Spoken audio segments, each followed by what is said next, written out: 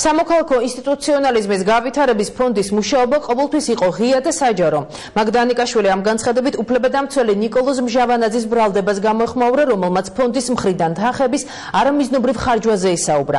მაგდანიკაშვილის განცხადებით მჟავანაძის განცხადება კლასიკური ცილისწამებაა და მას სიმართლესთან კავშირი არ აქვს.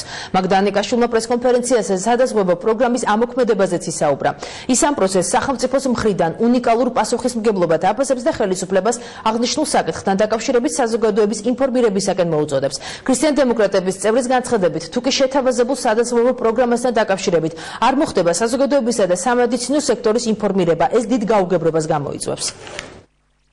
ამჯერ შტაბ-ეტილება რომ ადამიანებმა იმაზეც კი არ შეიწუხეს თავი რომ ელემენტარულად გაცნობოდნენ ამ ფონდის საქმიანობას, სანამ ასეთ განცხადებას გააკეთებდნენ, შესულიყვნენ ვებგვერდზე, წაიკითხათ ვინ იყვნენ ამ სამეთვალყურეო საბჭოს წევრები, ზოგადად როგორი პრინციპებით ხდებოდა დაფინანსება. არასამთავრობო ორგანიზაციების დაფინანსება ხდებოდა სრულიად ღია წესით, ღია კონკურსის წესით.